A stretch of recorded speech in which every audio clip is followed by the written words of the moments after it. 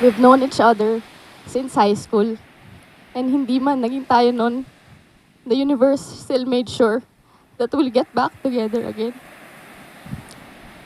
Marriage was something that wasn't in our plan and wasn't the priority in our relationship. Parehas tayong galing sa dysfunctional families and we didn't really have a marriage to look up to.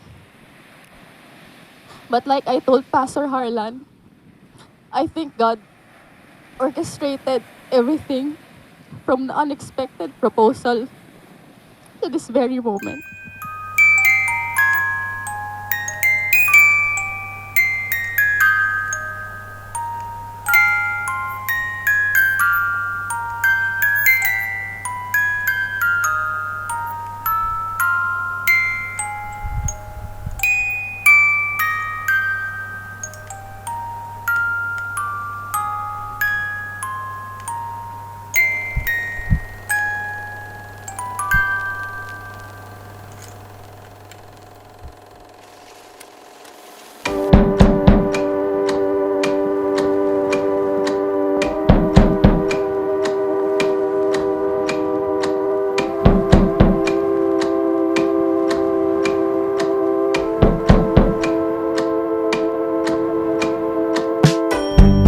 Rihanna,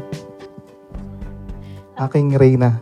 Oh, Sa wakas, wala ka ng takas. Ikaw ang aking kahinaan at ang aking lakas. Bars.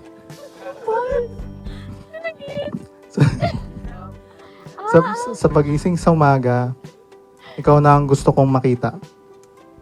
At sa umaga, ikaw na ang gusto kong... Ay, mali pala, sorry. Sa pagising sa umaga, ikaw na ang gusto kong makita. Sa pagsapit ng dilim, ikaw pa din ang gusto kong makasama. Dito sa mundong to, o kahit saan mang daigdig. Araw-araw kitang mamahalin at pipiliin. Lalo na sa mga araw na mahirap kang intindihin. hello, hello. Ayan, naririnig nyo na ba? Na-joke. Ano? Ayoko na. Okay.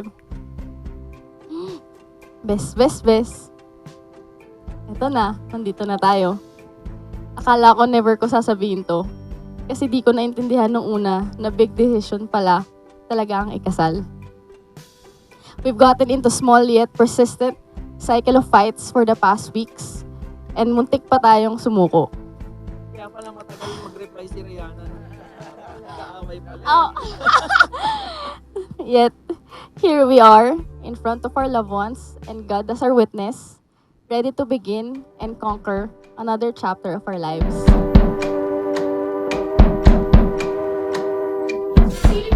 Oo. Tutuwa ako din siguro sila kayo ng actor kasi matatakpan naman na yun. Nakita mo may arts to eh. Ito talaga wala. Nahirap talaga ako dito eh. Hindi ko pantay.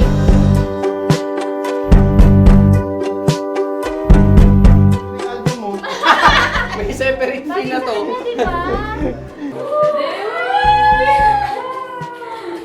Sige, tita. Si tita naman nakatingin sa akin. Malabas na yung mga kalimonyo ako. Huwag kang maging Christian. Tinatanggap mo ba sa babaeng ito? Pwede. Kung isunuhin mo na yung ba? Na-virgin ka ba? Sabi na mo.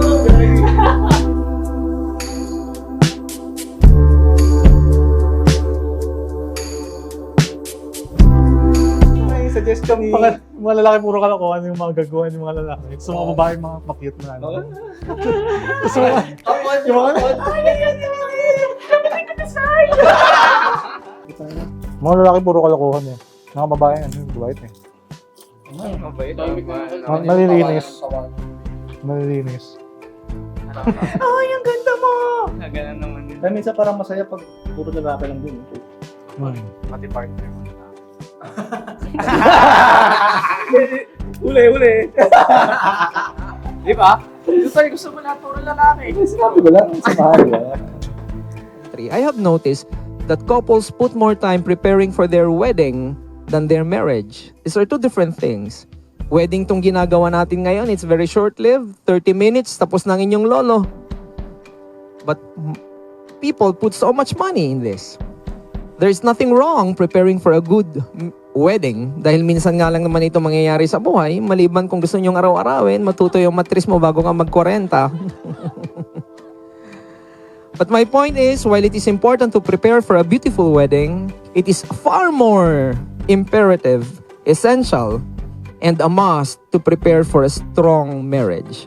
Marriage is the relationship that you two are going to share together as husband and wife for the rest of your life as soon as this wedding is over.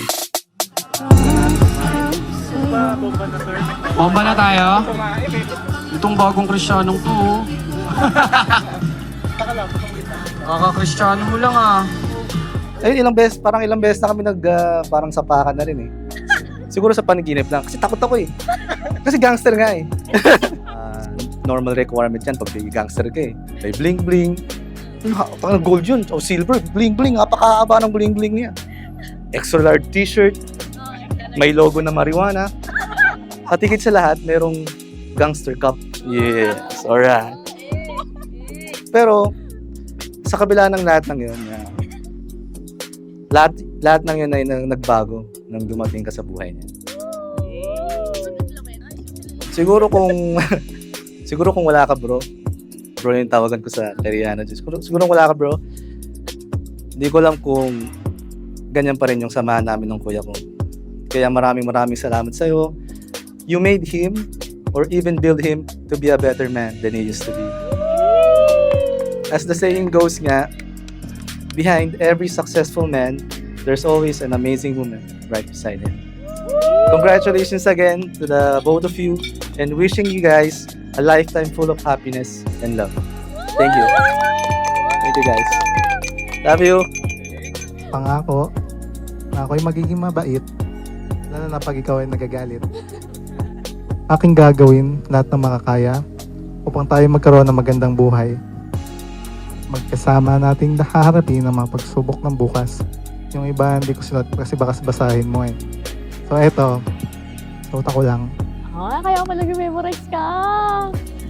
Ay, bita-bita ka talaga. Ikaw ang inspirasyon ko. Lahat ng to para sa'yo. Iiyak na to.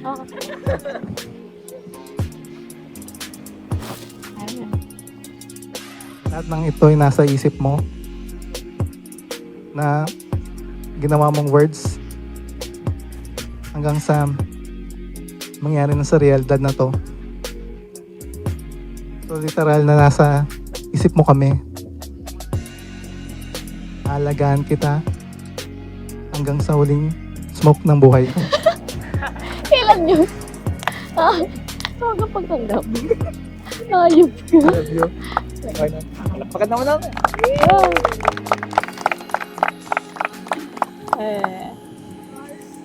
Ano ba yung bars? Alam talaga yung bars.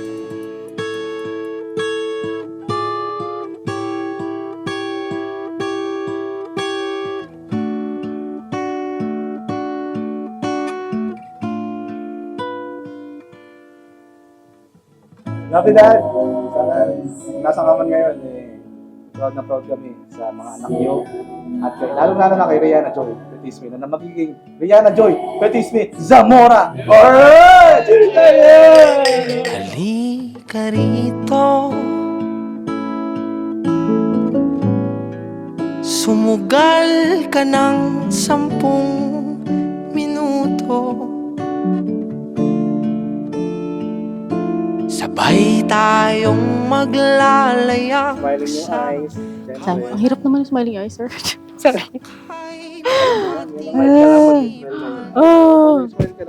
Pikit ka muna. Sir, baka ibang tao na yan, pa? Baka hindi ko rin makilala yung sarili ko. Iwan natin silang lahat, tayo muna hanggang sa pagdilat pupurahin. Lahat ng ala-ala kasama sila. Saglit lang, tayo munang dalawa. Saglit. Siguro kahit marami tayong naranasang sakit noon, gusto pa din ni Lord na maniwala tayo na kaya tayong ihil ng pagmamahal. I can't promise to give you a perfect marriage kasi wala naman talagang perfect, di ba? But what I can assure you is that I'll always be here to give you a safe space to feel and share your emotions, to understand you kahit na palagi mo akong pinagtitripan, to listen to your never-ending alien stories, and to just live, enjoy, and experience life with you till the end of time. Salamat kasi binalikan mo ko at di ka natakot na piliin ako ulit. Ako naman ngayon yung pipili sa'yo araw-araw. Mahal na mahal kita. Oh, kiss.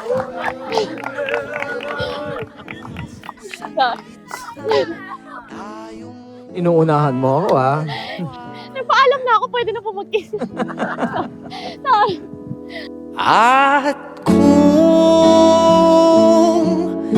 sakaling hindi umayon ang panahon, hahayaan ng tadhana gumawa ng paraan, tatakbo sa kawalan, di ka papakawalan. Saglit lang tayo muna,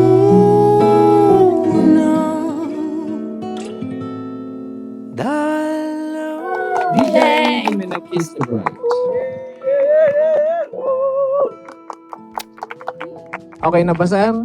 Isa pa? Isa pa! Tagalan nyo para hindi tayo mapagalit ng pare-pare. Mga 7 seconds.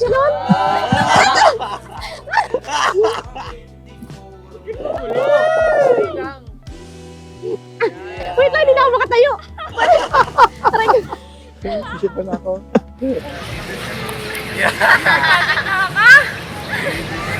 Hindi ka mapapagod eh, video eh.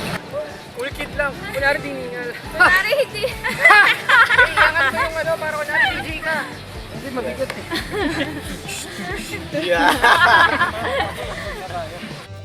Parang nag-meditate ako ng one morning, as in mga 6 a.m. ata yun. Tapos, ganito rin, yung araw nakatutok sa akin, dun sa room. Tapos, ayun, kasi parang nanghingi ako ng sign na if tutuloy namin yung balak namin kasi nga, hindi siya yung normal na wedding. So, parang wala pang gumagawa sa family namin ng ganito. And ayun, so, nung nag-meditate ako, parang naramdaman ko yung presence ng dad ko. Tapos, ayun. Tapos, iyak ako na iyak nun. As in, grabe yung iyak ko talaga. As in, humahagulgul ako. Tapos, si BJ natutulog lang dito sa tabi ko. Hindi na ako naririnig.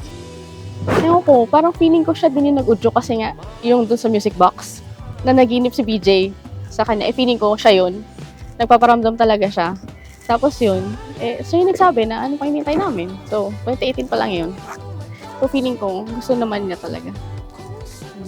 Kahit saglit lang sila nagkasama ni BJ. Parang mga 1 year lang halos. Pero, alam mo yun, parang may approval na ni dad. Kaya yun. langit ba talaga ang siyang magpapasya? And since we are living in a country where men and women have the same rights, Yana, you may now kiss your groom. Dito po nagtatapos ang ating kasalan, mga kaibigan. The ceremony is ended. Go in peace to love and serve the Lord. Congratulations, BJ, and best wishes, Rihanna. Palakpakan natin ang bagong kasal. Ang bawat apak at bakas, mga tinahak na landas, lumihis ba ang daan o sadyang di lang tinanhan ng